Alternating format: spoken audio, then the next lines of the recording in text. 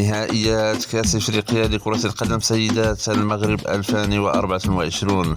مباراة اليوم عن المجموعة الثانية مرحلة دور المجموعات الجولة الثالثة يوم الأحد 13 يوليو 2025.